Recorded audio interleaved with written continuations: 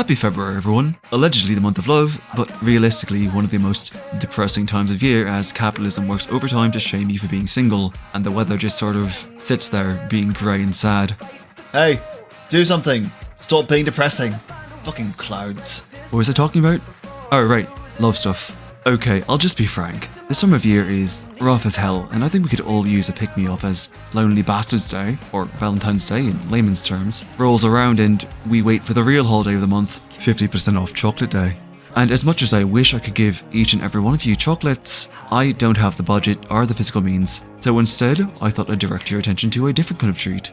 Video games. Because in this most awful time of year, we can always turn to art for comfort and entertainment. Plus, you can eat chocolate while you play them, and that's just double the good stuff. So I found two really good games, both dating sim hybrids, because we all need a little variety in our lives, and both LGBT friendly, because I'm a loser who cares about that.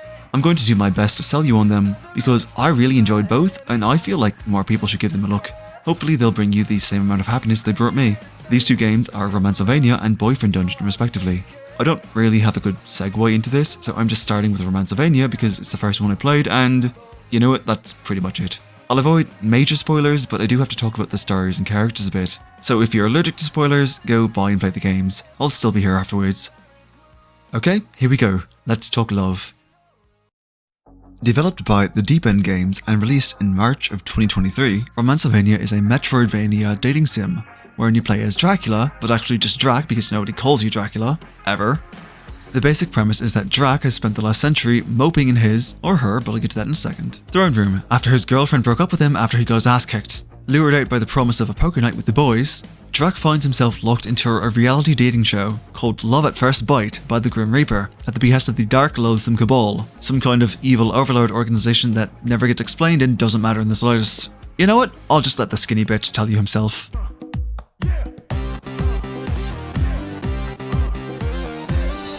Expecting you. Love at First Bite, a reality dating show starring you. And here I was thinking defeat and disgrace was rock bottom. The world's sexiest monsters will compete for your affection. Drama, romance, and hilarity will ensue. The Cabal is truly malicious. Is there nothing I can do to escape? No. Let me guess, if I don't agree, you'll end the world. Am I that predictable? Grim, last time I RSVP'd no to your birthday party, you had 3 of the horsemen deliver me a slice of your cake. Live a little. What's the worst that could happen? You get a new castle and a new lover? I don't want a new lover. I want my old life back. The past is past. All you can do is move forward, and this is the path you have to take. Well, let's get on with it. Also, trans Dracula is real. I'm entirely serious. You get to choose between male and female. Grim actually says they want you to feel your best self. So, diegetically speaking, Dracula can be canonically trans. What's more, every romanceable character is bisexual, including Drac. There's no repercussion for choosing either gender. You just get to feel more comfortable. And you have amazing tits either way, so it's honestly really cool. I personally went with male Drac because I am a professional man liker and I wanted the eye candy. From there, you're let loose in Drac's new castle and told to meet the first of your potential suitors, and thus are we introduced to our primary gameplay loop. So on that note, let's talk gameplay. Okay, so while the main focus of Romancevania is the romance, you'll be spending most of your time with the Ulvania half of the title, and that's something of a mixed bag. You actually start the game at full power, and then, because Grim is unoriginal, he grabs a wrench with Symphony of the Night strapped to the end and takes out both your kneecaps, removing your strength, health, powers, and traversal abilities. For context, this is what it looks like fighting a skeleton at the very start of the game. And this is what it looks like after the skinny bitch Alucard's your sorry pale ass. It's honestly a tad depressing. The game features experience points and level ups, but the only reward for leveling up is a slight damage increase for your weapons. And this increase is so fucking slight that you also find damage upgrades as your most frequent non-resource reward. Oh, and this damage increase only applies to your weapons. You get sub-weapons called tricks, bats, rats, boners, and unholy hand grenades, but their damage doesn't increase, so they're basically useless by the early mid-game. You get more weapons to make up for it, but their niche is never really filled, which is a shame because few things are funnier than chucking rats at a statue until it dies. Combat is generally functional, if a little sticky. Most enemies are weak to a specific weapon, so you'll be dealing piddly damage and taking a massive beating if you don't figure it out. But even if you do, there are a lot of enemies that feel a little cheap. The rolling guillotines and the bicycle fish especially spring to mind, and sometimes it feels like enemies can just take health away for no reason. Just a quick tip. Use the hammer on pumpkins and statues, the spear on all fish and eyeballs, and the whip and sword for everything else. Once the rats aren't worth it anymore, the whip becomes your only real ranged option. You can also hit through walls and strike multiple enemies, so if you're anything like me, you'll be role-playing as an impromptu dominatrix for the most of the game. That's a naughty boner! The combat is spiced up further by flares and crystals. Crystals add elemental damage, and each one has their own effect. Green is poison and deals damage over time. Red is fire, which sets things on fire, which deals damage over time. Blue is ice, which I think has a slow effect. Yellow is lightning, which spreads to other enemies. And orange is explosions. Yeah, I like orange the most. The crystals have a chance of breaking after each swing of your weapon, and I do mean each swing. It's entirely possible to not hit anything and lose your buff, but they're never really all that vital to combat, and I honestly spent most of the game figuring I had any, which meant I had a stockpile for the final boss that I could abuse like an unfunny joke, which honestly felt like the only time I really needed them. Not much else to say in the matter, they work just fine. Flares are a little more interesting. You gain them as rewards for progressing the story, and upgrades for them are tied to your relationships with the romance options, which means that if you, say, don't get close to Saul, because he's a boring and broody emo boy with no friends, you can say goodbye to upgrading the Blood Tornado, which is your only self-heal option not tied to consumable items. Each one has a cooldown, and the wait for some of them is truly ludicrous, to the point that, even though it's cool as hell, I don't even bother casting Call Lightning most of the time, because the icon takes up screen real estate while you're waiting, and I don't need a constant reminder that I can't zap people yet. What do you want from me, Zeus? I'm just a fucking vampire with depression and abandonment issues. Get the fuck off my screen! The Wolf Dash is your best friend though. Seriously, it has the shortest cooldown, it's the only way to increase Drax's movement speed. You can get an upgrade for it that causes an explosion when you run into things, and it's tied to the best romance option of the game. Fucking come back and fight me if you disagree. Traversal is also generally functional. Drax responds well enough and the platforming is forgiving, though fighting aerial enemies is a mixed bag with how fast you fall. The world opens fairly organically as you gain more traversal powers, and you get them by moving on with the story, so it ties together nicely. Also, the game has fast travel between save points, and the loading screens have interviews with the cast members. It's a great way to inject more personality into a game already filled with it. Overall, I'd give most of the mechanics a solid B. Nothing really sticks out, but nothing offends either. But that's not what's really important. Oh no. What matters is the game lets you live out your best teratophilic dream and mac on some gorgeous monsters. Let's talk romance. So what really sells this game is the characters, and to be fair, there are a dozen of the sexy fuckers to get to know and love. You start out with just 3, but more unlock as the story progresses, and odds are there'll be at least a couple that you struggle to choose between. I know I did. The first ones you meet are already members of the cast, but others have to be persuaded or invited to join. Except not really. Most of them have already been briefed on the show and Grim just tells them to act like they don't know. I'll get into it more when I talk about the cast proper, but Grim is such a dramatic fucking bitch. Now this is supposed to be a reality show, so while you can pursue as many cast members as you like, of the 12 I mean, Grim is off the table, you are ultimately expected to choose just one. To that end, you're given time and opportunities to get to know them better and increase your relationship ranking. You're given dialogue options, and different ones will improve your relationship with the characters by different amounts. There are also date spots littered all over the map, but each one can only be used a limited number of times, and most only for select members of the cast. Plus, each of them costs you money, because Grim is also a cheap bitch, and everything is on a budget. You can find money by killing enemies and opening chests, but the chests are finite and monster slaying doesn't pay the big bucks. So if you're like me and you don't choose Brosifer, you won't get the upgrade that increases money gained, and you'll have to go on a countrywide skeleton-focused genocide run, so you can afford to take the nice genie girl out somewhere nice and buy her the margarita mixer you know she'd love. Why is romance so fucking expensive? The dates are all actually really fun little asides, and the character work is absolutely fantastic, leading to hilarious moments like taking a succubus to the strip club she works at, or the Siren Queen to the fucking desert. I'm surprised I didn't lose relationship points for that one. She was not happy at all. Dragging a siren in a bathtub to a desert isn't exactly what I'd call sweet. Well, it's a change of scenery. My eyelids are sticking to my eyeballs, it's so dry. Just splat? Grab me one of those bonbons and let's head back. I think that's one of the indigenous species to this area. Bonbon. Now. Yes, Empress. You can also give gifts, and each cast member has their own preferences and respond differently depending on how much they like what you give them. You can buy gifts from the shop, but you find most of them all around the world as a reward for exploration. Honestly, the writing is the main selling point of the game. All of the characters are bursting with personality, and while they all seemingly start off as basic archetypes, the brooding loner, the kinky one, the incomprehensible eldritch horror disguised as a 1950s housewife, all the classics, they're all a lot deeper than they first appear, and even though I barely bothered getting to know some of them, Bersifer and Delessa just rubbed me the wrong way, I'm sorry. It really doesn't take long to see that all of them are far more than they first appear. They're all incredibly distinctive, and Drac forms an honestly touching friendship with each of them, to the point that his relationships with them become a major plot point. And for a character that spent the entire last century self-isolating, it's a really lovely thing to see. Granted, they're all there because they want to win the game and date Drac, but the connections made are real. That said, because this is a dating show, there's drama to deal with. Periodically, the game will pause and you'll witness an interaction between the two cast members, not all of which are negative, but you're expected to choose who to side with each time, and you get a small relationship boost with the winner. And I don't know what happened, but the first time I played this game, I got over a dozen of these chats, but when I was recording, I barely got any at all. Some of the ones you miss play during the credits, so let me show you a couple of my favourites, just to show you what I mean. Bah! You didn't miss much. No, please. You must tell me more. Seriously. The ruins weren't even that nice before they were ruined. Big blocks of stone, who cared? But do tell me of the philosophers. The gods, was Zeus truly such a ledge? What was Athena like, please? Bunch of self-important a-holes. You're not missing anything. I am afraid you are disappointing me, ma'am. Okay, fine. You want to hear about the fall? More than anything. The leaves changed colors. I'm afraid I must be going. I'll see you around. Can we talk about your outfit? Of course. What do you want to know? Where'd you get it? How'd you fly around like that? Can you teach me everything, Senpai? I am surprised to see you so enthusiastic.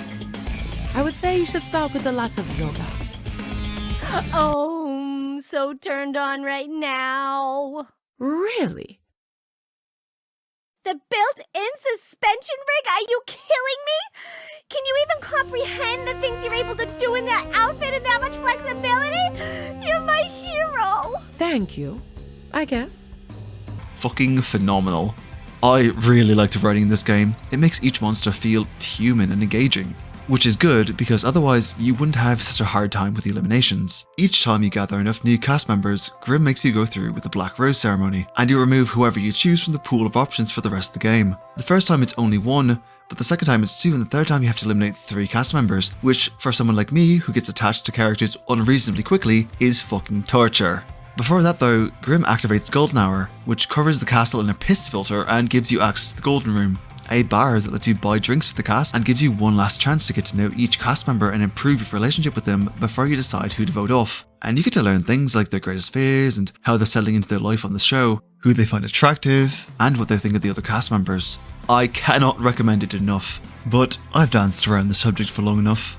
Avail yourself, ladies, gentlemen, neither and undecided, to the majesty of your monster fucking dreams made digital flesh. But first, I just wanted to say that I really appreciate the running joke that Grimm is a drama queen and really, really bad at his job. He nearly ruins his own show multiple times because of his need for drama and ratings, and even Fenton, who is just the most pleasant and goodest boy, calls it contrived. Fucking Waifu Cthulhu calls him a diva and almost turns your show invite down when she finds out he's the one running it. I just wanted to take a moment to drag the bitch because I deserve to have fun too. Alright, on to the hotties.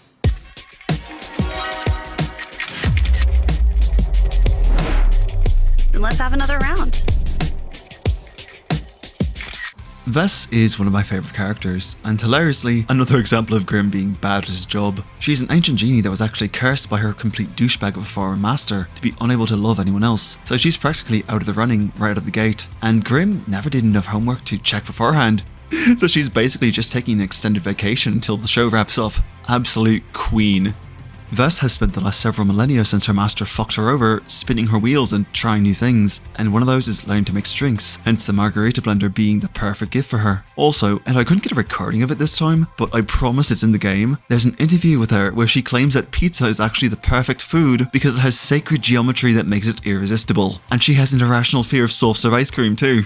I love her, and while I could go on, I'd be hitting spoiler territory. So let me just say that, while she seems cold at first, you'll be wishing for her love by the end of your stint on reality TV. The perks associated with Vess all upgrade your Mist Firm flair.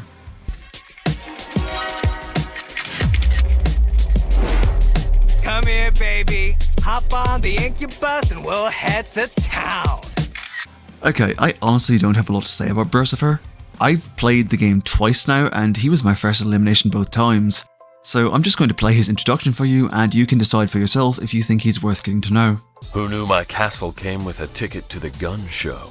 You've got some, weaponry yourself. Join me. I'm prepping. Preparing for what? The hotties! The world's sexiest monsters from all space and time gathered in one place with one thing on their mind. Booty! Is that the only thing on all their minds, I wonder? Once they see me, it will be woo-woo! I believe the show revolves around me finding love. Right, and I get all the leftovers. Oh, Drac ditched me! Come here, baby. Hop on the incubus and we'll head to town. And what about me? Aren't you interested in my affections? Don't you think watching me mac on everyone else would make you a little jealous? If you're my pick, you're going to know it, and you won't have time for anyone else for that matter. Crank it! Speaking of, does it need to be this loud while we talk? You don't love the beat? My own. But yeah, it's a bit been there, huh? I wouldn't know. Not exactly musically inclined. You don't have to soften the blow. I just can't find a sound that's new. Oh, hey! Grim wants the rest of us contestants or whatever to stick to the castle. While you're out, you think you could keep an ear out for some new sounds to sample? You can count on me. Yeah, I just can't get past his frat fuck-up personality. I would absolutely fuck this man, but dating him would be a tall order. And I'd have to gag him first. Not for sexy reasons, but because if I have to hear him talk during the act, the deal's fucking off. Based on the writing quality, I'm sure he's as well-rounded as everyone else, but it takes a stronger person than me to tame this Jersey Devil. The perks related to Bersifer involve bonuses to XP and money gain, as well as fire immunity later down the line.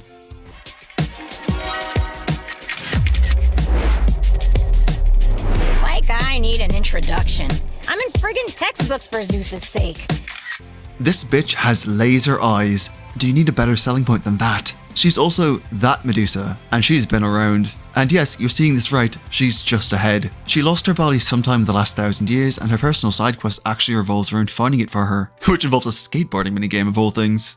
Honestly, Medusa is a vicious delight. She's sassy, incredibly insightful, and if you're a fan of drama, she's also, well... But I am an ex. I don't think of you as an ex. No? I think of you as a tepid husk I used to use for my personal enjoyment. Honestly, she has one of the best dynamics with Drac, as they're old friends who reminisce about old times, and she's still able to drop a ton of wisdom on him from time to time, surprising even him in the process.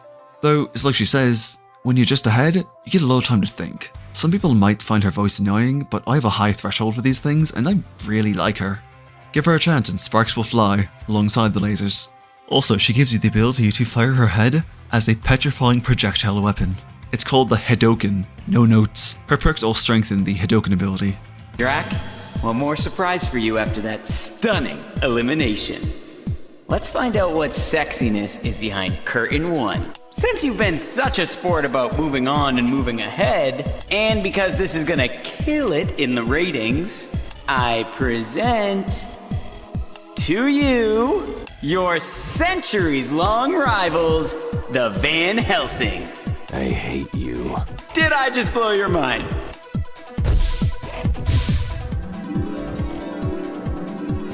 What?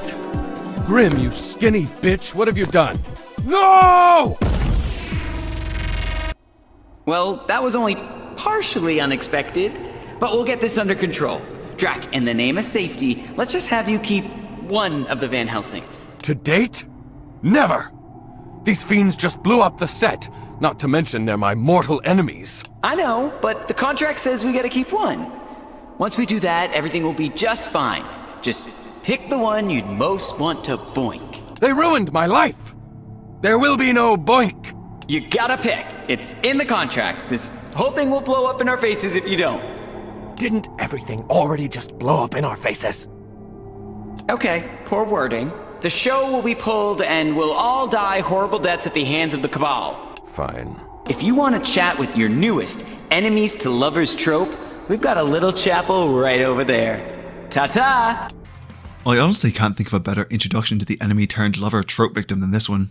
Whichever you choose, they're also the only cast member that you can be routinely mean to. So if that's your thing, I guess go for it. Again, not much to say, not because I don't like them, but because it'd be redundant. I will say, they have one of the funnier relationships with Drac, especially when you take them on dates. I'm not going to spoil this one, you just decide if you think your heart can handle what they have in store for you. The Van Helsing's perks increase your sword damage.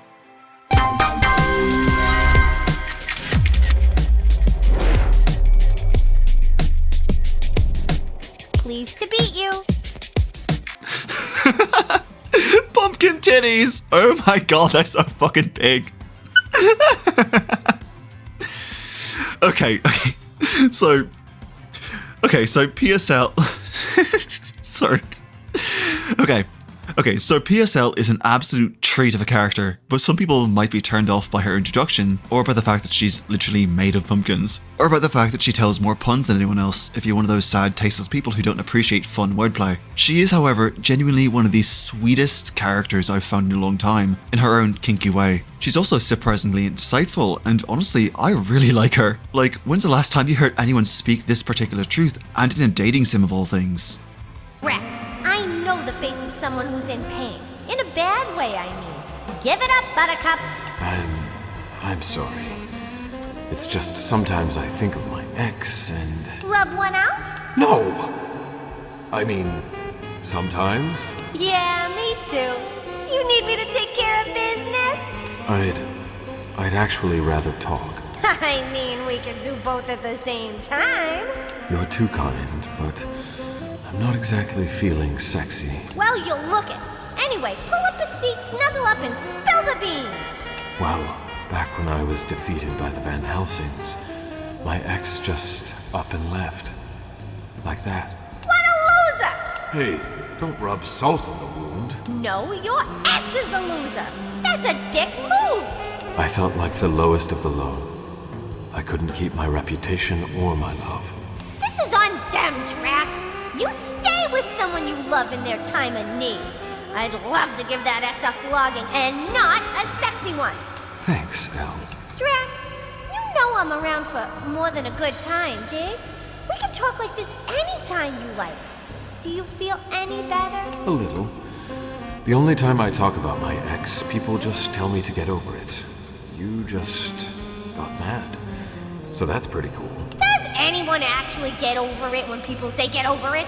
It's like telling someone to calm down. She is also, and I don't say this lightly, the single horniest character I've ever seen in anything ever. Full stop. Like, this is an actual conversation you have with her in-game. I don't discriminate. All kinds of bodies are good bodies to me. And as a switch, I enjoy different personality types too. Basically, if you're breathing, I'm down. I don't breathe. Well, there you go. How should I narrow it down? If you're sentient, I've got a penchant. Sounds good to me. So in that way, you're like Brosifer? He's superficial. When he says he'll do anything that moves, he means if he thinks you're hot. Me, I interpret hot in many ways. What's something non-traditional that you find hot? Ooh, I love watching people sort things. That's some scorching cognition and coordination there. Fascinating. Would you like to watch me pair socks later? Hot damn, yes! I love her. She's exactly what you need to spice up your life. Her perks increase the damage of the hammer weapon. Also, her dom before she gets on the show to date you is named Pumpkink. Again, no notes. It's just perfect.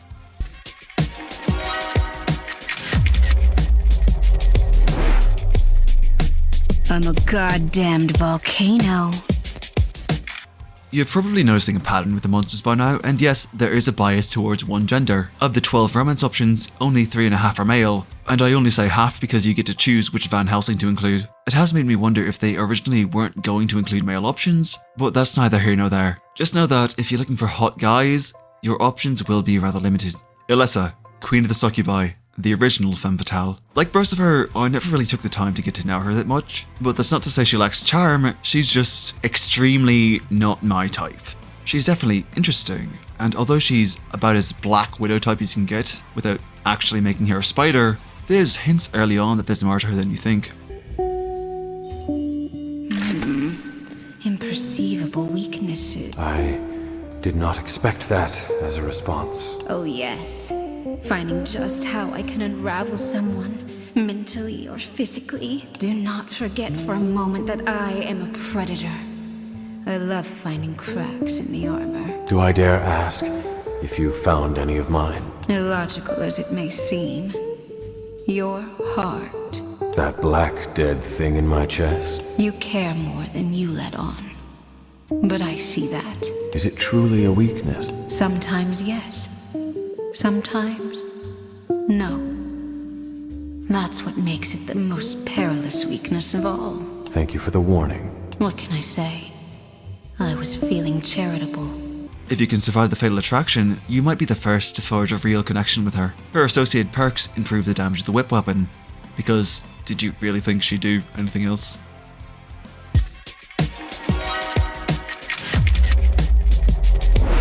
The night is ours. Let us claim it. So hey, Soul is another vampire, and he's pretty hot, just putting that out there. Real talk, if you like the broody member of a boy band, you'll like Soul. If you like tall, dark, and mysterious, you'll like Soul. If you like quiet, cool types that turn out to be hugely awkward and kind of dumb, you'll fucking love this guy.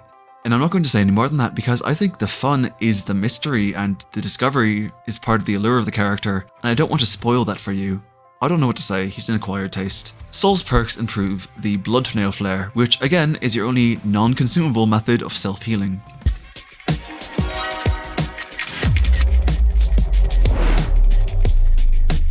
The answers reveal themselves in time. Okay, if any of you alls make a bondage joke, you're officially less original than I am. Nefert's actually really interesting. Her whole thing is that she used to be Pharaoh, but her entire life was controlled by those around her, and she had no freedom to speak of. So in death, she feels the need to constantly move and change, and refuses to be tied down again, though she's willing to make an exception for love. She also speaks only in rhymes when you first meet her, but she drops that after you play her game of hide and seek and invite her to join the show. Honestly, I really like her. I mean, I really like most of the cast. And she makes for an interesting conversationalist. It is beautiful. I have seen much splendor in my day, but this is a new experience for me. And new is good. I like it here. There is much to see and explore. Please know I don't want you cooped up. If you need to go... I will do what I need to do, when I need to do it. No permission is needed. But I appreciate the sentiment. I am so glad you are here. I admit, this is new to me. This feeling of, well, it's more than curiosity. It's more than a search. I'm still understanding it. I want to understand you better. You are. Thoughts of you have taken me out of the present moment a bit. I found myself going back to our conversations, our moments in my mind. That's bad? Just unusual. For me, I am a doer, not a thinker.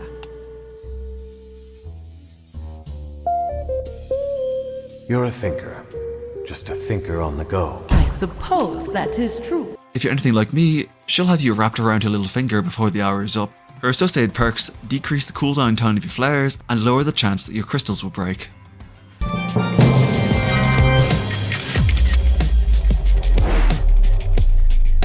Let's go experience some of the finer things, shall we?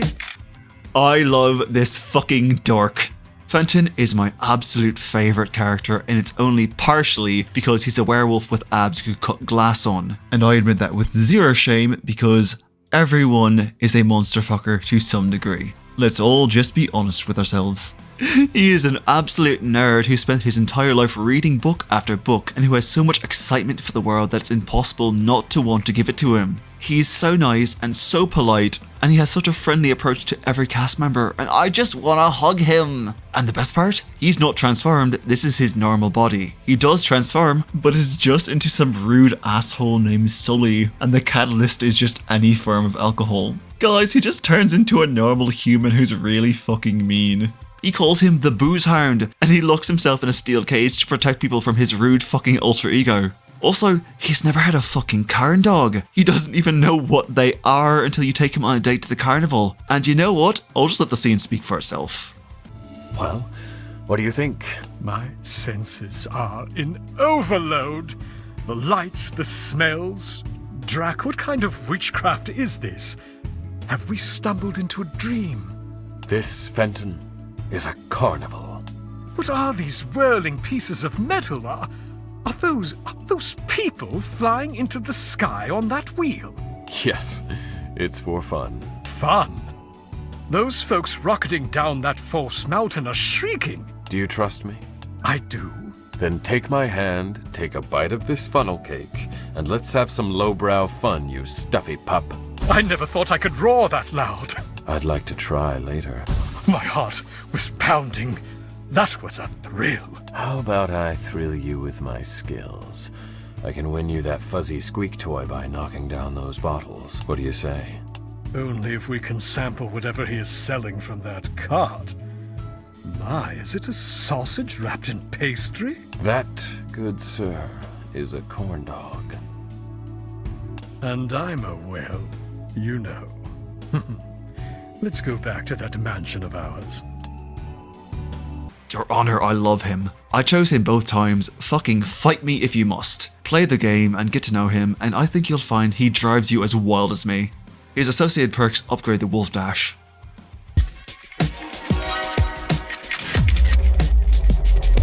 The body's a temple, and repairs are ongoing. The final mandatory male cast member, Rob, is something of a Frankenstein/Revenant hybrid, who's literally made up of the combined bodies of his crewmates, all of the best parts too, if you know what I mean. Acquiring Rob is actually a lot more involved than the previous cast members, because it's tied to the story of the final two, those being Lyra, the Siren Queen, and Lulu, the Eldritch Housewife. Dude's hot and literally built different, plus he's a pirate captain. I don't know, do what you will, I like him. I'll let him claim my booty if you know what I mean. Robert's perks boost the Bonerang weapon.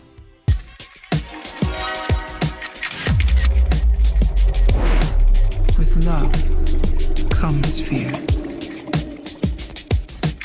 The second part of the Pirate Cove questline, Lyra has been warring with the pirates for what seems like forever. She's primarily focused on the protection of her people, so you really have to prove yourself to get her to join the cast. Also, Drax speaks to her in the most over-the-top, hammy fucking voice, and it's absolutely hilarious. She also brings a unique perspective to the conversation. She believes that love begets fear, because the more you care for something, the more vulnerable it makes you, and the more that threatening it will hurt you. It's something people don't often talk about, the potential internal downsides to love and the stress it can put you under. However, she at no point implies that it wasn't worth it, just that you need to be cautious. Also, she appreciates Drax's physique, which we all should. I will say though, she speaks so fucking slowly that I would rather bash my head against a coat hook than sit through her dialogue. I swear to God, I finished reading each text box before she said a single sentence. So I hope you'll appreciate the self-control I've demonstrated for this video. Lyra, I was hoping I could spend some time with you. This is good. I could use a distraction from my thoughts. Fucking Christ, lady. Drac might be immortal, but I will die of boredom by the time you articulate yourself. Her associated perks upgrade the Impaler Flare.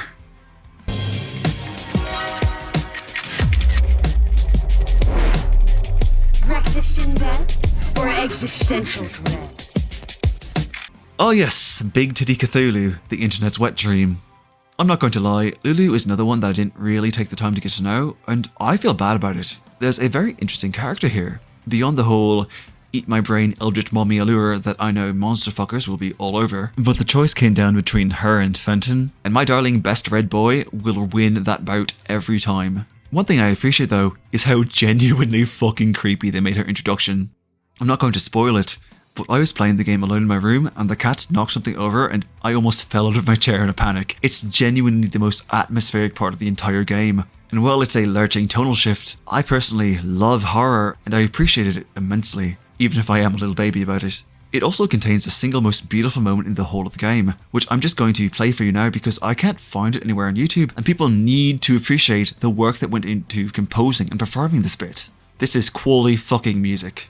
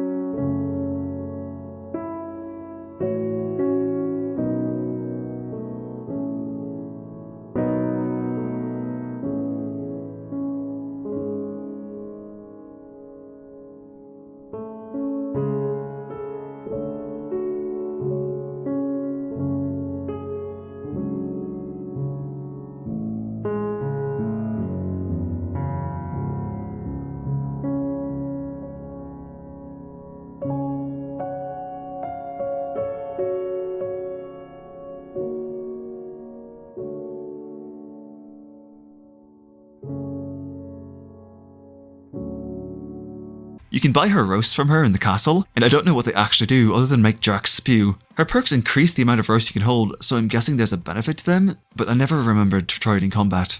I am, by the way, entirely aware I don't actually need to talk her up to people. Honestly, you already know if you're the kind of person who wants to cart her, so definitely date her if that's what you're into. I'm not here to kink shame, I'm simply here to raise efficiency. As a final note, while the character art is gorgeous, the character models can occasionally be... yikes. It's not the worst I've ever seen, especially from a smaller indie team, but if you're someone who cares about graphics above all else, it might take some getting used to. I think the writing more than makes up for it. Dolce, what's up with these signs? What now? Sorry, I'm forgetful. Sugar? Rots your brain, I know. These signs, they say you can't have anything savory. Of course I can't. Why? I'll go straight to hell. Hell? Wait, what, who now? But I can understand if you can't get past the silly putty look that the lighting engine sometimes gives it. Romancevania is a delightful romp and currently stands at $24.99 in US dollars and is available on all platforms. Give it a try if you like comedy, action, and good old-fashioned charming character writing. And monsters, obviously. On to the next game. Developed by Kit Fox Games and released in August of 2021, Boyfriend Dungeon is a dungeon crawler dating sim where you play as... yourself, or at least an adorable, stylized version of yourself. The premise, as I understand it, is that you are a sad loser baby who has never dated anyone on account of being an awkward mess and also being a loser, and so your mother and your cousin Jessie have arranged for you to spend the summer in Verona Beach, so your cousin can set you up on dates and help you gain the confidence you need to come out of your shell, and that's basically the whole setup. The game works on the rules of magical realism, so it asks you to just accept that some people are simply capable of transforming into weapons, and that, occasionally, some places become dungeons, alternate spaces wherein creatures that represent your deepest and often unknown fears manifest into physical forms, so you can fight them and overcome your fears in a cross between Extreme Spurs and a psychotherapy session. The world is basically our own outside of these two things, also witches, and so it's easy to slot yourself into it. It's a fun premise to work with. I'm not going to lie, this is actually something of a comfort game for me. Full transparency, I was gifted this game as a Christmas present from my friend and Dungeon Master, so it's hard to be unbiased about it, but I'm going to try my best. So to start, let's talk about character creation.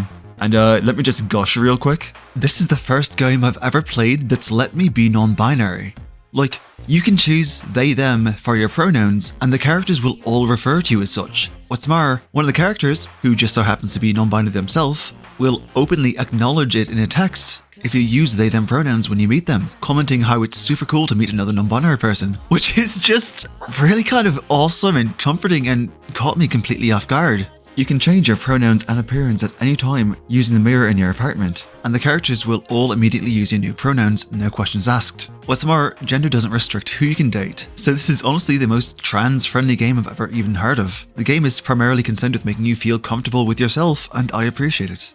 Due to the sprite design, customization is pretty basic at the start, with just the skin color, eye shape, and hairstyle changeable. You can also change your outfits throughout the game, and they're not restricted to gender identity, so feel free to wear whatever makes you happy. I do wish there is more outfit customization, but there's such a wide variety of outfits that you'll definitely find a few you like. No matter what you wear, you'll be looking cute. Gameplay. Alright, so the gameplay of Sword Smoocher Simulator is designed to be a near perfect loop of dungeoning and dating. Over the course of the game, you'll meet your prospective partners, go on dates with them which unlock new abilities, use them in the dungeons to improve your relationship, and then go on another date, as soon as you've maxed out your affection for that rank. Similarly to Romancevania, you can give your weapon partners gifts to improve your relationship faster. Unlike the first game though, preferences play a bigger role. So if you're like me and make the dumb fucking mistake of offering a pepperoni pizza as a gift to the vegan, they'll flat out refuse the gift. You don't lose it and there's no relationship penalty, but you'll definitely feel like a complete moron. Also, unlike the first game, you don't buy or find the gifts for the most part, you make them yourself. Outside of money, the most commonly dropped items are crafting materials. You'll find gift and outfit recipes in treasure chests, and you'll make them in your apartment, and you know, there's something just that much more satisfying about finding that perfect gift and seeing someone's delighted reaction to it. This game is so fucking charming. And while we're on the subject of dating, it's important to know that this game is extremely poly-friendly. While Romancevania had the excuse of it being a competition, everyone you can date here is explicitly fine with you dating other people, just so long as you spend time with them too. You don't have to date everyone, but trust me, you're gonna want to. Alright, so the dungeons are somewhat randomly generated, but the general layout is the same. You work on a floor-by-floor basis, fighting abstracted embodiments of your fears with your chosen partner, and trying to find the stairs to the next floor. The combat system is much simpler than in Romancevania, as you can only equip one weapon at a time, and you can only change them out between floors. Each weapon has their own combos and abilities, so you'll probably find one or two that you favour for just the combat alone. Combat-wise, you have your light attack, heavy attack, dodge roll, healing item, bubble tea in this game, and your spell attack in the form of zines. The controls are smooth and responsive, though a bit simple if you're used to more involved systems. By default, you start each dungeon run with 3 teas and 3 zines, which you'll burn through fairly quickly, but you'll replenish your stocks fairly often, so don't worry too much. You start off with the Dragon Breath zine, which throws a fireball that deals damage over time after the initial impact, and you'll find more zine recipes throughout the game, so experiment and see what works for you. As you explore the dungeon, you'll find checkpoint floors every so often, and the next time you enter the dungeon, you'll have the option to start in those floors, which can make a run much easier if you're not on that XP grind and just want to get through to the end. You also gain levels in this game, and your damage and HP are tied directly to your level, but you only gain XP when you leave the dungeon, which can lead to a weird situation wherein, if you're too skilled at the game, you might find yourself in a mini-boss roadblock where you literally cannot do enough damage to kill it, but you're too good to be killed by it without dying on purpose. I can't get into combat specifics further without discussing the characters themselves, so I'll expound on that in a bit. However, I do need to clarify that as you unlock abilities for each weapon, you gain toggleable abilities that you have to choose between at levels 2, 4, and 6. The game will tell you that you can go to the gym to change your combos, but what it actually means is that you have to go to the gym to change between the two options. I didn't realise that until a ways into my first playthrough, so I don't want you to make the same mistake. You also get money, but you start out gaining it in ridiculously small increments, and you can legit find a gold bar with only $10. It does add up though, and the amounts increase as you descend deeper, so it balances out. Finally, let's talk hats. So hats are technically separate from outfits, and they come with certain abilities. Some will let you pick up items from further away, some give better map options, or increase your stock of bubble tea or zines, or even increase the amount you heal. Some will change the music in the dungeons to alternate tracks, and a couple just straight up give you an extra life. They function as more than just fashion statements, but you shouldn't feel pressured to wear one for this specific bonus if you don't like how it looks. Duplicate effects can be found, and it's perfectly valid to just wear whatever makes you look the best. It's ultimately your skill that will carry you through the dungeons and not the accessories. Well, skill and your equipped partner. But before I can get to them, let me tell you about your family. As I said before, the plot hook is that you're in Verona Beach so your cousin can help you work on yourself. And let me tell you, he does not half-ass it. Jesse is actually one of my favourite things about the game, though I basically have nothing but favourite things about this fucking game, because he is just so supportive and nice. Like, he's recently moved in with his fiancée, so he's letting you stay in his previous apartment while the lease is still good, and not making you pay a single cent. And he actively checks in on you all the time, making sure you're comfortable, checking in to see how your dates are going, and generally just being a ray of sunshine. When you first meet him, he acknowledges that it's been a long time since you've last seen each other, and he tries to get to know you a little better before setting you up to dunge, the in-universe slang for dungeon crawling, with his friend Isaac. From there, he sets you up on a few dates, invites you to his summer barbecue, and even to his wedding near the end of the game. He's honestly just lovely, and even offers to spend the night on the couch when you're scared of something spoiler related that I'll get into a little later. Honestly, the game would be so much poorer without him, and I'm really glad he was included. Aside from Jesse, your only other family member is your mom, who you only talk to via text. The game gives you the option to opt out of her, but if you do that, then you are fucking yourself out of one of the best comfort characters you'll ever find. I'm completely serious, this woman is so fucking wonderful. The writers put their whole ass pussies into making her as loving as possible, and it really pays off. She's caring and funny, and she reminds me of my own mom so much that I actually need to go get a hug right now. I'll be right back.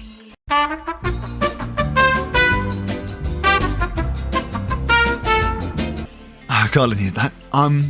But yeah, she's absolutely wonderful. She acts as a constant reassuring presence throughout the game, checking in on you, offering advice, and generally being the most hilarious person you'll never meet in-game. Jessie tells me you have an attractive friend. I don't want to pry, but is it, serious? We're eloping. No. My invitation in the mail or else. Remember, live by the sword, die by the sword. Which I guess is a saying about marriage. Anyway, have a good day, sweetie. I fucking love her. Much like Jessie, the game would be far worse off without her, and it's all the little details that really make her work. I cannot stress enough. You need to have her as part of your first playthrough. Let the love in. Alright, moving on. Romance. Boyfriend Dungeon features 12 possible people to date, only 10 of which are weapons, and of those, only 9 of which you can actually wield in the dungeon. Of the weapons, 4 are male, 2 are female, and 3 are non-binary, so you have plenty of options. The characters are also a lot more grounded in this game, with a full cast of humans. And 1 non-human, but let's put a pin in that for now. I love the writing in this game. Considerable effort was put in to make everyone feel as real as possible, as well as just being amazingly likeable and fun. I mentioned before that everyone is effectively poly and bisexual, but what also merits mentioning is that they all know each other. They have lives outside of you, and there are small events that take place where you'll just stumble upon 2 or 3 of the characters chatting or hanging out, and you can talk to them for a bit and get a small boost to your relationship points with both of them. Unlike in Romancevania, everyone is pretty chill with each other, and so while there's less drama, it's a lot more comfortable overall. I think my favourite thing is that there's a running theme of characters feeling lost and stressed in their lives, but finding comfort and stability in their relationships with you, just as you do with them. Also, you don't have to romance any of them if you don't want to. You're fully capable of just building lasting friendships with them, and at no point does the game insinuate that it's somehow less significant. You also get fade to black scenes with each character where the game describes how you treat each other intimately, and it's honestly really well written and stylized to each character. I'll talk about it more near the end, but I love how the writing portrays their love for you in this game. So without further ado, let's talk about your potential smooching recipients.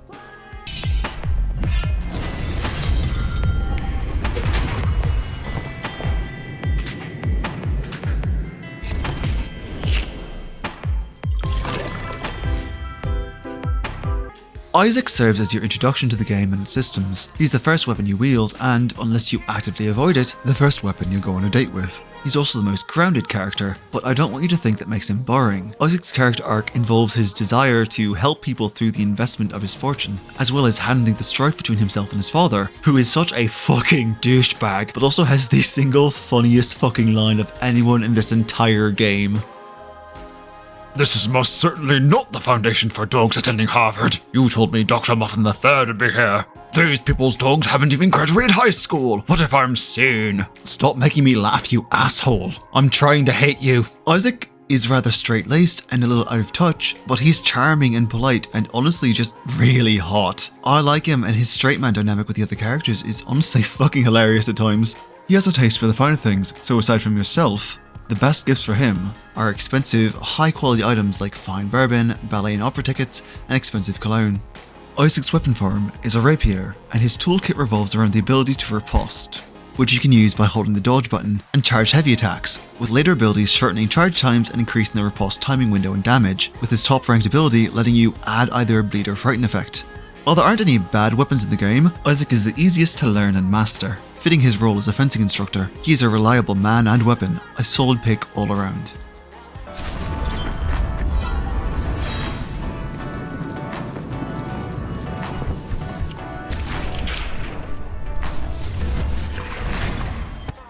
Sunder is the second weapon you'll meet and couldn't be more different from Isaac.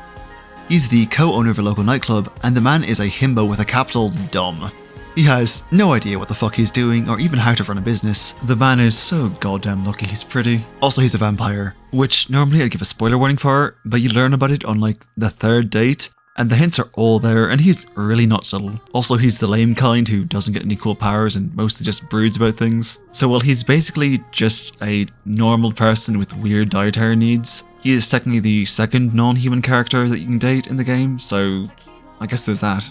I should really go back and fix that listing, shouldn't I? Honestly, he feels like the weakest in terms of writing. I don't mean to slag him off, I'm just personally not a huge fan of his personality.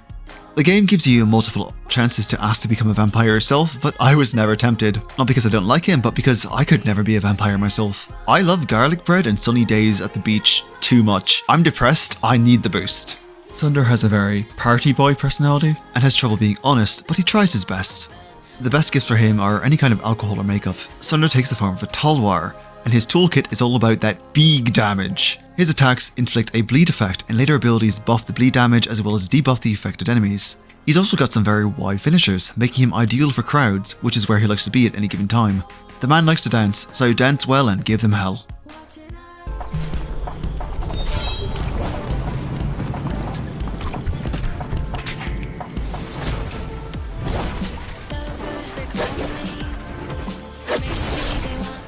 The women in this game make me wonder if I might not actually be bisexual. They're so fucking beautiful.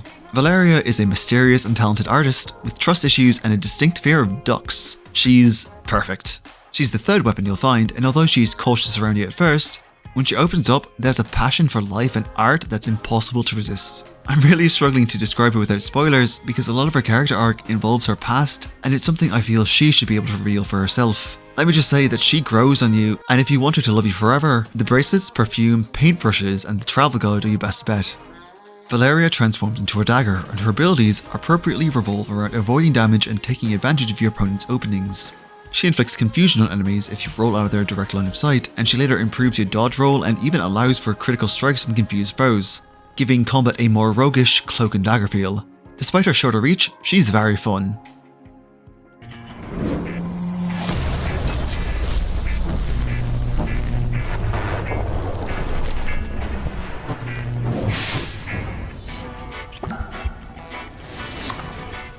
Hey, I heard you like K-pop. Seven is an interesting case because he's not actually from Verona Beach. He's simply visiting as part of taking a break from his career. He's the youngest member of Blade Generation, a super popular K-pop band, and he's honestly not doing super great. And that's before he gets knocked out and left deep in the mole dungeon for you to find. Seven's honestly a really sweet guy and a huge nerd, but you'd be forgiven for missing that at first, since he's dealing with severe depression and tends to dissociate. He's just like me for real. He's also dealing with pressure from his job and self-worth issues, compounded by a certain unlikable brat who interrupts your date to make things worse. As you get to know him, Seven shares more of himself with you and even helps you recover from a panic attack, eventually valuing you so much that he asks your advice on the biggest decision of his career. And if you don't support this poor boy's independence, then we are not friends, viewer. Like I said, he's a huge nerd, so the mystery novel, racing game, and digital camera are some of the best gifts for him. Especially the racing game. He's so cute when you give it to him. Please give him the game. As a laser saber, copyright is a bitch, Seven excels in crowd AoE damage, as his combo finishers fire off bolts of lightning that can strike distant targets, as well as having generally large hitboxes. His upgrades all improve his lightning, and how it behaves will depend heavily on which skills you choose to equip. It's also one of the faster weapons, so you'll leave enemies shocked as you blur past them in a blaze of blue.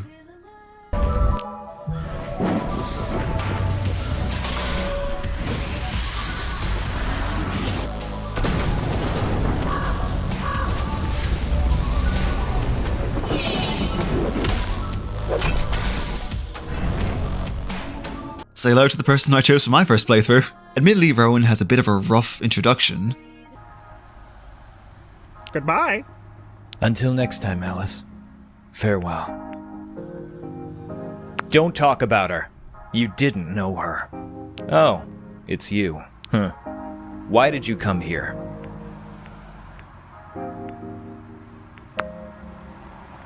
No, I meant Verona Beach. You're the cause of all this, you know. The monsters, the universe thrown out of balance. If it weren't for you, maybe Alice would still be alive. But get past that and you'll find a fun, beautiful, and slightly stupid partner, sure to make you believe in both love and magic. When introduced, Rowan's dealing with the grief of losing their grandmother, and the only comfort they have is their familiar, Crowley. Pretty human.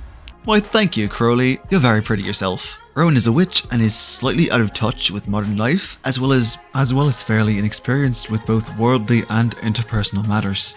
But that doesn't stop them from trying their best. Honestly, I really like them, and there's a great deal of satisfaction in watching them slowly come into their own over the course of the game. Rowan sometimes likes to feel more feminine, so the best gifts for them are the glitter eyeshadow and the dark eyeliner, plus the tarot deck, if you can manage to make it for them. They also have the distinction of being one of only 2 weapons you don't meet in the dungeons, as you'll only find them at the mansion on the north side of town after you get to the mini-boss in the mall. Rowan transforms with Crowley into a scythe, and fitting their identity as a witch, their combos are straight up magic, creating gravity wells that suck in enemies to facilitate further attacks and help give you space on the battlefield. Increasing ranks will give the gravity wells a damage over time effect and increase their size, as well as give you a stackable damage buff when enemies die. Their attacks are slow and wide and leave you a bit open, but once you get a handle on it, you'll feel like the Reaper himself.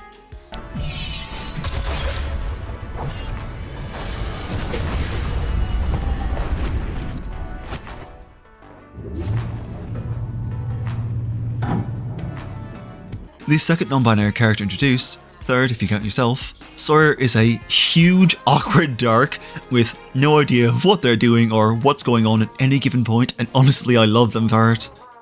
Sawyer is a freshman in college, and they clearly grew up incredibly sheltered, as they don't even know how to make a grilled cheese when you first meet them. Teaching them to cook is actually a major part of their personal story, and it actually does a good job of exploring their personal issues. See, Sawyer struggles with a bit of attention span problems, brought about by their anxiety. They have a hard time keeping track of things and keeping up, and this isn't helped by the pressure they feel about their future. I've had friends like Sawyer in the past, and I honestly appreciate the stabilizing influence you play in their life.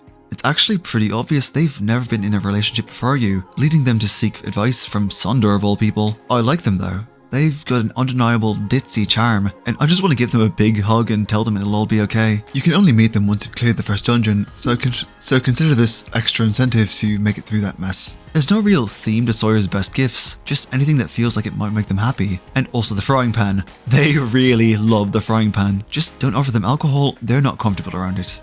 Befitting their awkwardness, Sawyer transforms into a glaive, an awkward weapon at the best of times that requires a lot of room. Sawyer has the unique ability to be thrown with a strong attack weapon, immobilizing enemies in the process. They have very wide attacks, and their upgrades provide knockback and stronger throws, giving them effective crowd control options. They can't immobilize boss enemies though, so be warned.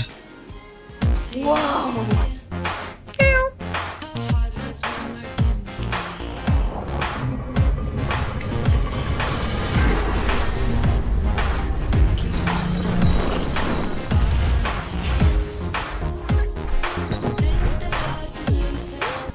Okay, time to take that pin out from earlier.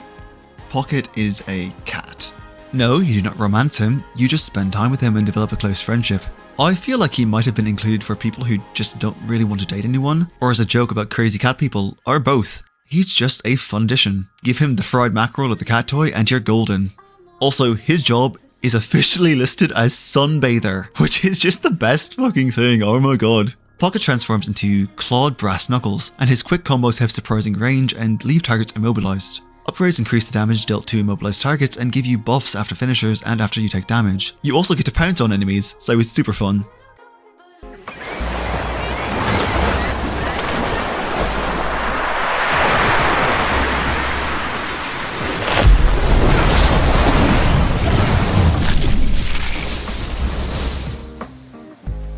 I'm way too horny for this game, I swear to god. Jonah and the next 2 characters were added as DLC, and he's honestly one of my favourites.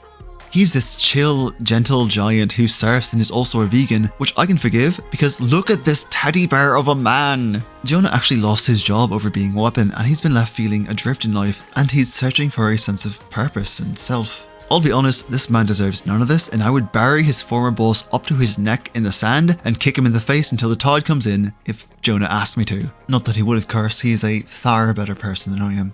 Giving him daisies at the surfboard will absolutely make his day, so please do it.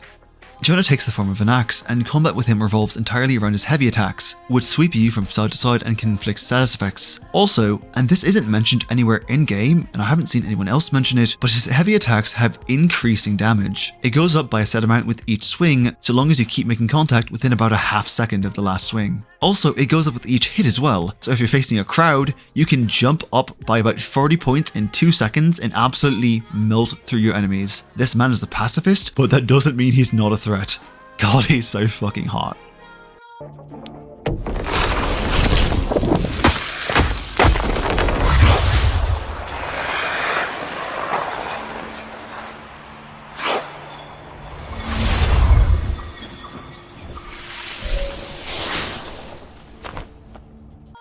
Am I actually bisexual? This woman makes me question myself. Leia is an absolute monster of a sweetheart, and I'll fight anyone who's mean to her. She's the last weapon on the list you can wield, and oh boy is she worth it. She used to be a figure skater, but after an injury ended her career, she started coaching instead. Her personal arc actually involves stressing out over whether to stay in skating or pursue a career in fashion, which she both loves and is immensely skilled at, making her own clothes and accessories. She even made Valeria's gloves. She also deals with anger issues and reflexively shifts into her weapon form when stressed out, which you know what, I absolutely love and support her for. Just like me, Leia is a very snacky person, so any of the food gifts are a great bet, plus the finer clothing options. Also, give her the fucking sewing machine. She lights up so much, it's so worth it. Please just make her happy. Leia turns into a warhammer and deals heavy knockback, flinging enemies into walls for extra damage. She also has the Death Spiral ability, a fucking ice tornado spin that obliterates crowds of enemies and pleases the judges. I don't know, I just think it's fun.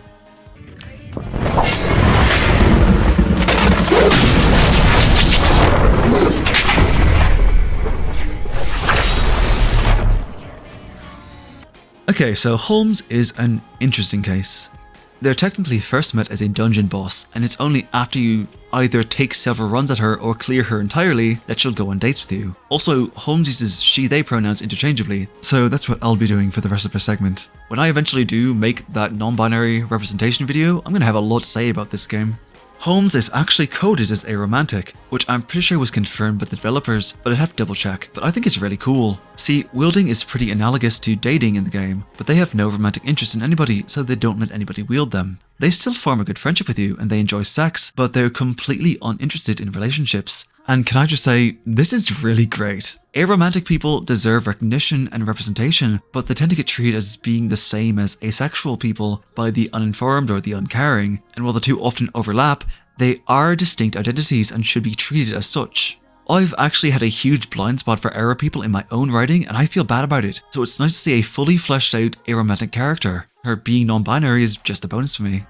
They've got a sort of mad scientist vibe going on, either despite or because of the fact that she's a college professor, and they have an interesting perspective on the many worlds theory and how it impacts the meaning of individual accomplishments. They also turn into an electrified Cat O' which is kinda cool actually. Okay, so Olivia is one of the dates Jesse sets you up on, and she sucks. She just sucks. She's rude, no matter how normal you are, she calls you intense, and she spends the rest of the game insulting you whenever she appears on screen. She even shit talks you to Pocket, which is a new and surprisingly weird low.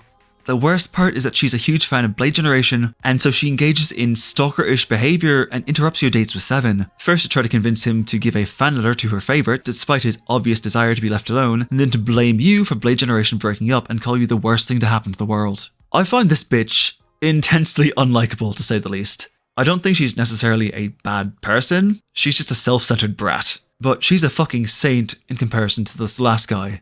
So here we go, let's talk about Eric. The Eric problem. Okay, so Eric is a stalker. Just straight up a literal stalker. While Isaac is your first weapon date, Eric is your first date, period. Presumably because he and Jesse are friends, and Jesse knew you were both single. You go on a short date with him, he gives you some crafting materials, tells you he sells homemade blades, and asks if you go on another date with him, after which he leaves. And there's no way to sugarcoat this. Eric is an absolute nightmare to deal with.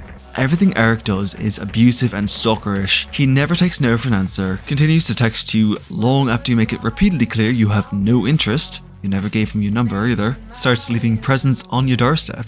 I have no idea how he found out where you live, and coincidentally shows up on your other dates to make a complete ass of himself, including your date with Olivia, which might be what set her off now that I think about it, and even pulls a "you say no, but I know the truth" bullshit. And despite all this, he still thinks he's charming. Stay the hell away from me, you sleazy fucking creep. He never does anything to endear himself to anybody. He calls Jesse a loser, slut-shames Leah, tries to swindle a grieving Rowan out of their heirloom weapons, and even tries to kick Pocket. He is a complete douchebag through and through. And by the end of the story, everyone is reading him for the fucking filth that he is. He's also racist towards weapon people, treating them like objects, which carries especially heinous implications in his interactions with Isaac. I'll be honest, as someone who's been both stalked and the victim of abuse, Eric makes me especially uncomfortable. Even other characters note he's being a problem, and all of them are on your side. You and Eric have an unhealthy resonance. I would avoid him if I were you. Dude, I have been trying! The only way I could be any clearer in my hatred is if I stabbed him, and unfortunately, that's generally frowned upon in all 50 states. There was actually some controversy surrounding the game because of Eric and how the ending works, which I'm going to talk about next because I actually think the game did a good job with this. And while it sounds like I'm complaining about his inclusion, I just hate him as a character. I think these kinds of stories need to be told, and I think this one was actually very well done. For the spoiler-free version, just know that when the time comes, and you'll know when it happens, if you tell Jesse, I don't want to or I hate this, he will take care of it for you. The game does not require you to put yourself in that position. Alright, so if you want to avoid spoilers for the ending of the game, skip to the on-screen timestamp. So the overarching story conflict involves weapons going missing, and that's why you find so many in the dungeons, missing both their memories and pieces of themselves. It turns out that Eric was knocking out the people who rejected him and taking pieces to construct his own living weapon, which he names Muramasa because of course he fucking does. Because of his manic preoccupation with you, that obsession is instilled within Muramasa because they share a psychic link, and Muramasa begins to stalk you for Eric. When you confront them, Muramasa turns on Eric and runs away, and you have to devise a plan to track down and destroy him before he hurts anyone else. That plan ends up being luring him back to the forge and fighting him there, and to do so, you need to take advantage of their psychic link, which requires a text to be sent from your phone to Eric's phone. This is where the controversy stems from, as the game originally wasn't super clear and people thought it was forcing you to message your stalker. However, that is not the case, and if you tell Jesse you don't want to, he will message Eric for you and delete and block his number. Like I said, the game doesn't force you to put yourself in that position. That's the context surrounding the controversy. Okay, spoilers over. What makes this story element work, and what's so important about it, is that you are never blamed or even suggested to be at fault for Eric's behaviour, and Eric is held solely responsible. The game gives a content warning at the very start, so you're never surprised by its inclusion. Even more importantly, you are never forced to reply to his messages or be alone with him ever again, and he only shows up once for each person you date, with each of them chasing him away from you and confirming that he is indeed the worst. Like I said, I think the game actually handles him very well, and I do think these stories need to be told. People like Eric exist in real life, and it's very important to remember that depiction is not the same as endorsement, but I do completely understand if his inclusion is a deal breaker for some people. My biggest complaint is that I don't think Eric gets punished enough. He should at least get turned into the police, maybe on a stretcher after I kick his ass up between his ears. I still give the game a very strong recommendation and hope it becomes something you treasure as well, but that does come with the caveat of knowing that Eric is involved in it. It's very rare that I find a game that makes you feel actually loved, but this game pulls it off in so many ways that I can't recommend it enough. Eric only serves to strengthen the healthy relationships you form with all the other characters. Boyfriend Dungeon currently costs $19.99 in American dollars and is available on PS5, Xbox, Windows and Nintendo Switch. So, after all that, which game do I recommend? Well, that depends.